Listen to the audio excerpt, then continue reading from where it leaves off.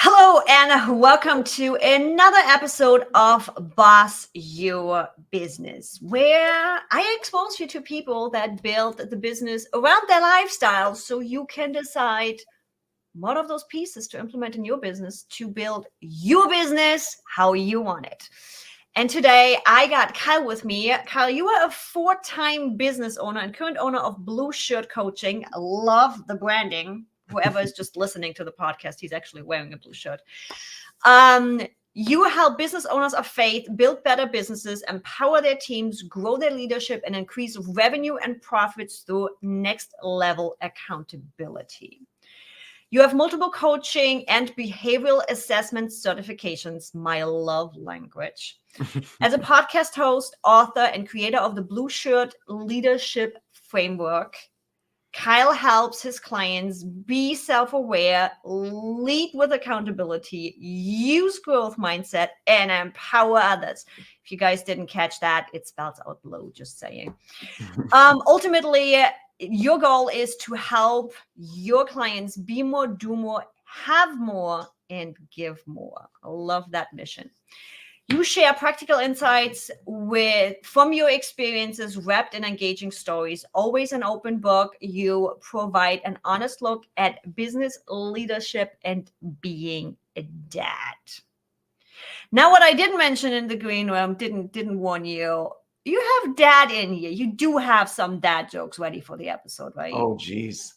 I was just there. I came across dad jokes 2 days ago. So it was like, the whole dad jokes. Okay, so I have one.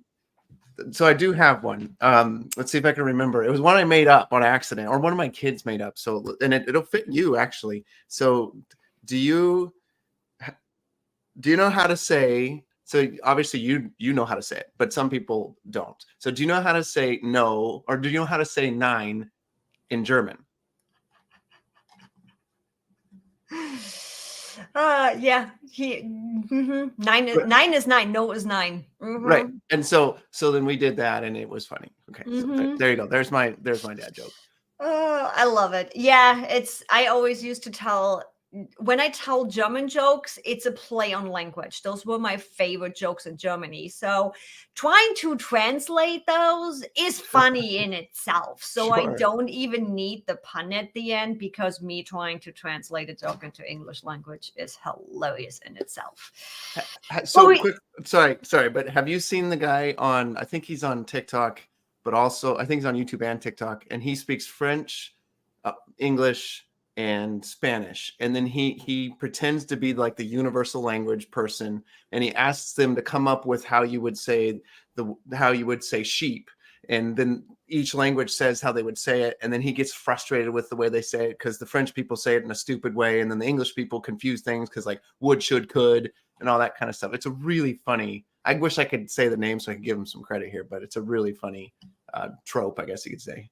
I need to find that. I love the whole language thing. And like, not just even with how we speak it, but also how we translate it. It's like, I watch translated movies, and I'm like, this is not what they meant.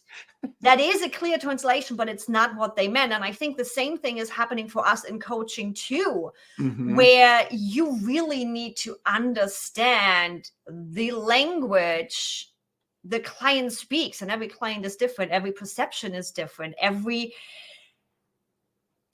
could spend hours on that. And it's just looking at your blue framework, especially with that piece of self-aware, understanding our own language. We're going to get to know that a lot today. Starting in the beginning, my audience knows this is my favorite question to ask. How did you get here? Sure. Did you think you were always going to do this? No, I had no clue. So I grew up on an orange farm in California. And my history there was pruning trees, spraying weeds, driving tractor, driving quad, messing around in 40 acres of oranges. And I worked from 7th grade all the way through high school in the summers. And that was my experience. And though I liked some of it, I didn't see it as my future. So I applied to be a business major at Cal Poly, which is in San Luis Obispo. Didn't get in because, you know, when you get a SAT of like 400 and something in math, they're not so keen on letting you in on that. So then I applied to physical education, basically kinesiology. And then I fell in love with that and started doing that in terms of going to school for that. And then got an internship and went, you know what? I don't want to be a physical therapist. It's not a fit for me. And then end of school, I was lost and struggling. I was behind in units, 40 pounds overweight, and basically terrified of being an adult. I was 22 years old and I was getting ready to graduate. I'm going, I don't want to be an adult. This is scary, because college was fantastic. It was a ton of fun. And so getting into real life and getting a real job and doing something with myself was scary. But fortunately, I had gone to India on a missions trip, and there was a guy named John that was from the same area that I was from, and he was working at a nonprofit. And he said, hey, Kyle, we're looking for someone to come and live with these guys that are off track in life. And I'm sitting there, you know, belly, 40 pounds overweight, lost, struggling myself. And they want me to lead these guys to help them out. And I'm going, well, I guess I'll interview. So I went in for the interview, and it ended up turning into 3 different jobs over 9.5 years. So I accepted the job. There's a story to that, but it will probably take too long. So I accepted the job on the spot, which meant I would be moving out of my apartment and living in this place with 18 and 25-year-olds that are struggling with drugs and alcohol and broken families and broken lives. And so this, you know, greenhorn is coming in, supposed to know what I'm doing.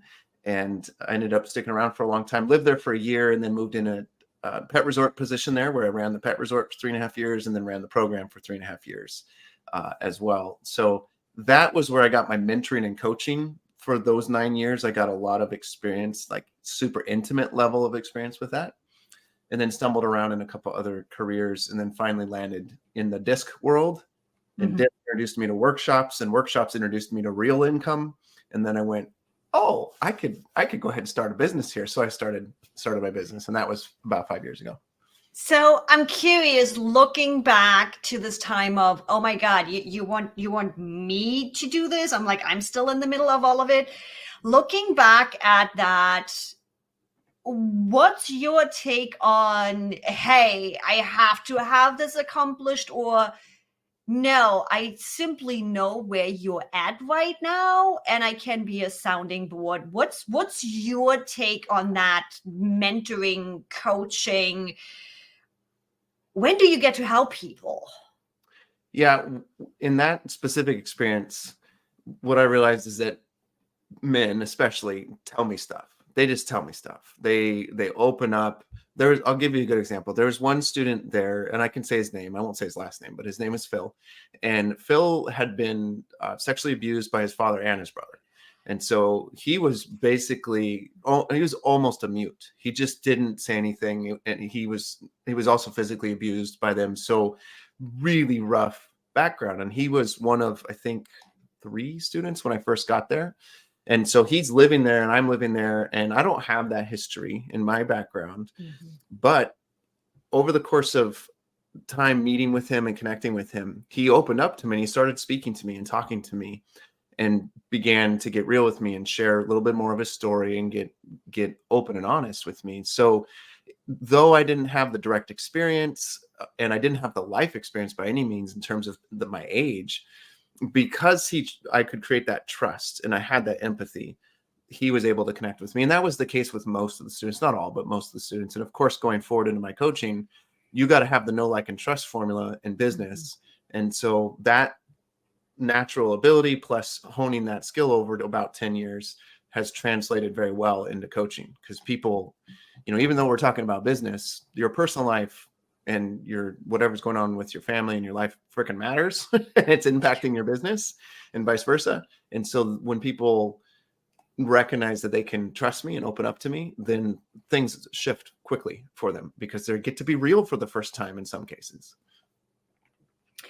Yeah, it's interesting when I work with my mentors and my coaches. Some of them are often really surprised just how open I am. And I'm like, it's like talking to my lawyer. If I don't give you the stuff that's going on, how are you going to get the full picture? So, but I also know there is situation where that is definitely way more difficult to build that trust with somebody initially, to be able to open up that way. So having the emotional intelligence, having the personality, and simply having that energy to give somebody that trust is priceless.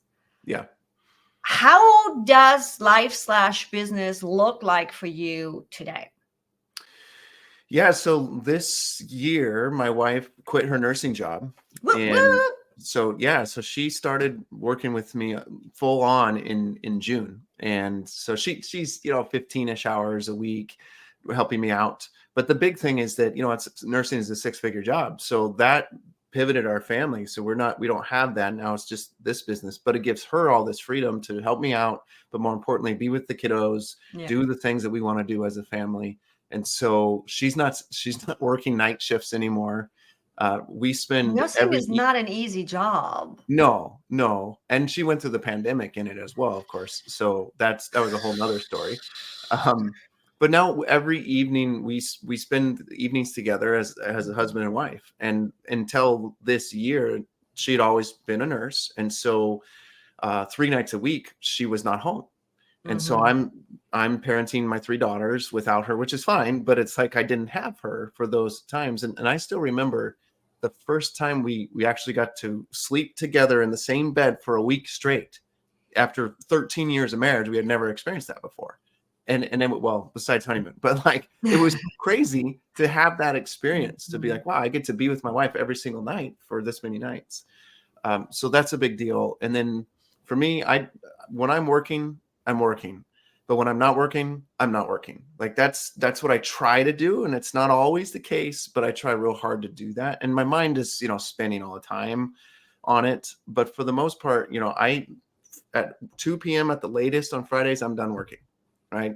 Monday morning, I start at 8 o'clock. Every other day, it's around that time. And I try to end at 4:30 and try to honor that. Sometimes it's earlier if I want to do something with my kids. So I really try to shrink my hours. I'm not that 70, 80 hour a week entrepreneur. I love what I do, but I don't love what I do more than I love my family. And so to me, it's not worth it. And I love seeing the different approaches on this. I think all of my guests, we had a point where it's like, we want to live life. I don't think there is any of my guests on the podcast that is full on hustle mentality. Yes, we have a season like me right now with writing the book where it's like, you know what, right now it's go time. Yep. I'm working more than I'm living. But the approaches to living is different, where you're like, you know what, I do really work to have that distinction between private and business, take the weekend off, spend time with my kids. And that might be one of the points where it's like, okay, because kids are also involved.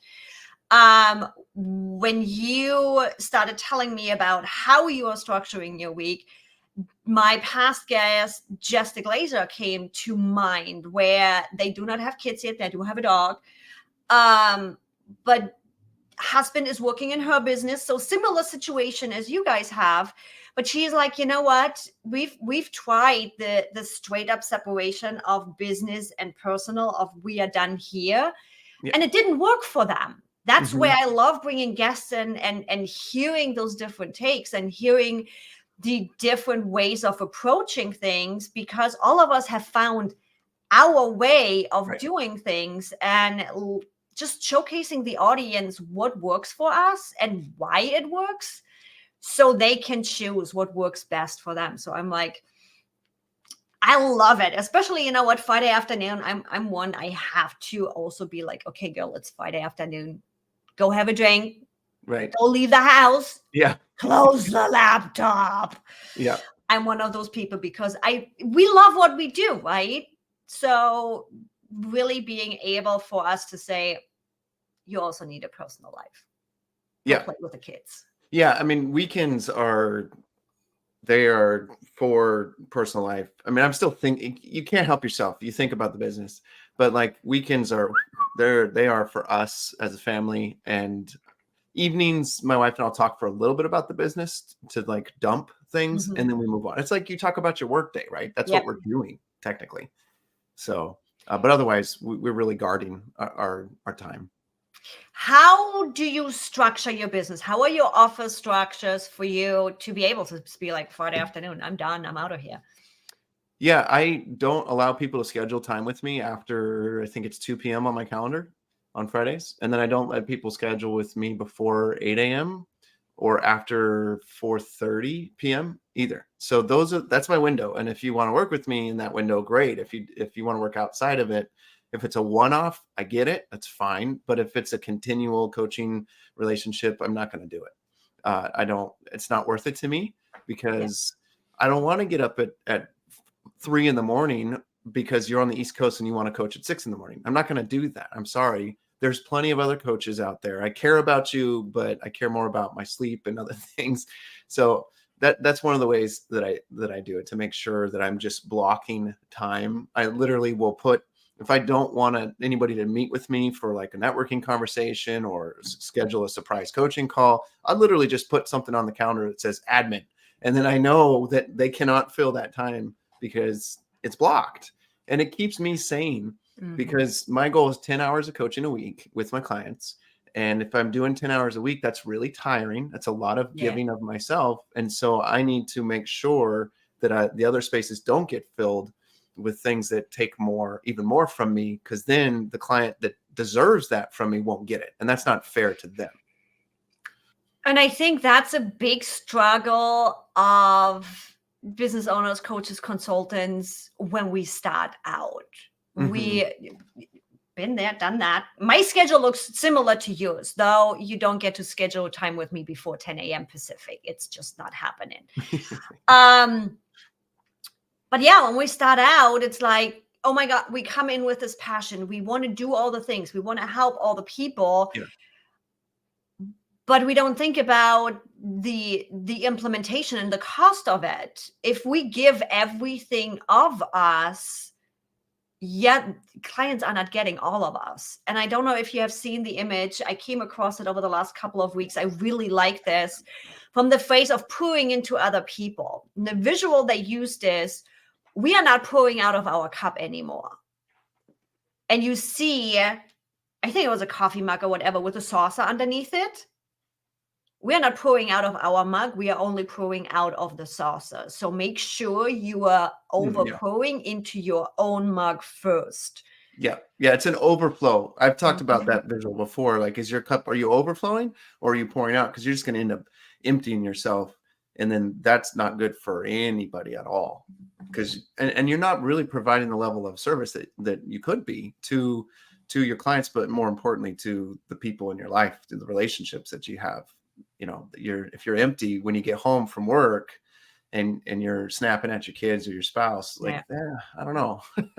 It's not ideal in my world. So no, not really. Fortunately, I have one person on my team. When I get, again, like doing the book and all the things right now, I'm like, okay, girl, just one ear in, the other ear out. I just need a sounding board right now to get this energy out of me. And fortunately, she knows that and can manage that, because when we get like this, our clients come to us to pour in them. They are paying us to get our energy. Yet when we don't have the energy to give, what we do, we just pull the energy out of our clients. That's not what they came here for. That's not what they're paying us for. Yeah. And they're not going to get the results we know we could give them. So this whole energy management is definitely a big piece. Yeah, for sure. Tell me about your book, because guys, I don't know, I mentioned my book a couple of times, but you just released your book just last month. Yep, came out last month on the 15th, and it got on the shelves yesterday. So yes, guys, you're gonna get the link you don't have to remember the link, you get the link in the description. Your book is called Right Now Leadership. Do I get that right? Yep, you got it. Yeah. Right Now Leadership, a 4-part framework for today's leader. Hopefully it's not, mirrored or whatever, but that is the title of the book. So the book is about the mindsets and habits of the leaders of today, the mindsets and habits that leaders of today can have and probably should have. And so I walk people through 20 mindsets and 20 habits. Now, I'm not saying you need to have all 20 mindsets and all 20 habits. What I am saying is those that you already kind of excel at, lean into those like crazy. And I give you practical insights and tips and stories and anecdotes and metaphors. Like I open the book with the story of the 3 little pigs and how leaders, what kind of a leader are you? What kind of leadership house do you have? Is it a straw house? Is it a wood house? Or is it a brick house? And that's how I open the book, to help people realize that really the blue is a leadership house. And I dive into what that means in the book as well. Go ahead. I love that analogy. I always mix those up with the 3 little pigs, where I'm like, I might just gonna have to go with that one, because we built bulletproof businesses, and I'm like, I like that one. I might just have to play off of that one. Gonna get myself in trouble here, totally stealing stories out of your book. It's copyrighted. Wait a second. No, it's not. It's 3 little pigs. Everybody knows the story. How about this? I like the approach to this. Let's see if I can find another story that leans onto it, so I don't have to steal your approach. There you go. Yeah. So in the book, I break down, I take that metaphor of the leadership house. And as you read in the introduction, BLUE is an acronym, because I run my business and life on acronyms. Like I have a list of 25 acronyms that I reference. It's just how my brain works really well. But if you think about a leadership house, picture whatever house you want to picture. When I look outside, we have this shed, and then whenever I share this, I'm looking at the shed, and there's a foundation. We build a foundation. Underneath there's concrete, and then there's wood, and then there's the building. And in the case of anybody's leadership, you need to have that foundation, and that foundation is self-awareness. So that's the B in BLUE. Be a self-aware leader. If you don't have a foundation for your leadership house, it's sinking sand, and things are going to crumble, and it's not going to work out. Even if you have a great foundation, you need to use a growth mindset, or lead with accountability in order to move forward in your leadership and help others. And in the metaphor, leading with accountability is the nails to your leadership house. It holds it together. Without those nails, without accountability, things are going to crumble. And we've seen plenty of businesses and plenty of leaders crumble and unfortunately crush those around them as a result. And then use the growth mindset is the walls and the roof, which is very straightforward. It is basically, when you live in a home long enough and when you lead long enough, you got to replace the carpet sometimes. You need to replace the windows. You got to move the furniture around, paint the walls, and then sometimes you even add an addition to your home, right? So this is the same thing with our leadership. It's shifting and morphing. And the mindsets and the habits in the book are those suggestions on what you can shift and morph and improve. And then the E is empower others. And that is the windows and doors of your leadership house, where people can walk into your leadership through that door, but they can also observe your leadership through the windows. And then people can be looking out through those windows as well, attracting opportunities to your business. So that's the simple metaphor that I use for my framework, and how I really, the umbrella of how I help my clients. God, I love that. And along those lines, you have something for the audience, don't you? I do. Yeah. So let me describe, it's called a MOLO, and MOLO stands for more of, less of. And in the book, I think it's in the growth section, I talk about the MOLO, which is every week on Saturdays, I do my review time, where I review my week, what went well, what gains did I get from the week, what did I want to see happen that didn't happen. I review my goals, I review my mission, my vision, my values. Everything gets reviewed, and I'm praying on it, I'm meditating on it, I'm thinking about it. But there's one specific exercise that I do that is the MOLO, and it's 5 questions. And you pick a topic. You don't want to do just anything. You have to pick a very specific topic for it to be as effective as possible. So I think it was 2 weeks ago, I picked marketing my membership. So I'm building a membership. And so I picked marketing my membership. And the first question is, what should I do more of? So what should I do more of to market my membership? The second question is, what should I do less of? And then the third question is, what should I start doing? Fourth, what should I stop doing? And then fifth is, what should I keep doing? And I've been doing this exercise for 4 years. And so I have a record of 4 years, because I type it out, 4 years of reflecting on those 5 questions in various topics. And the goal is when you're done reflecting, you have a maximum of 5 actions you're going to take. Any more than that, you're not going to do it. Let's be honest. We have long enough to do lists. So you're going, these are my top most important actions I'm going to take based on this particular topic. And then I'm going to act on it. I'm going to go after it. And so I give you the tool to help you walk through that process, give you the questions and some ideas what to do. Oh my God. I love that. It's exactly what I'm already doing, but I never actually put a full-on framework together. So guys, you're going to find that link in the description too, as well as all of Kyle's, the book link, the social links, all the things. Now, before we send off the audience, tell them, where can they best connect with you? Yeah, I would say probably LinkedIn is the best place to connect. If you just go to LinkedIn, find me there. And then of course you can visit my website, blueshirtcoaching.com, and connect with me for a consultation, and we can talk there, and I'll help you out as much as possible. So as Kyle just mentioned, there's another link that's going to be in the description. Kyle does offer free consultations to check. You can check in with him if you guys might want to work with each other. Now, if you have not listened yet to Just a Glazer's episode, this is a perfect follow-up after this episode. And I'll see you there, as well as next week again for another episode of Boss Your Business.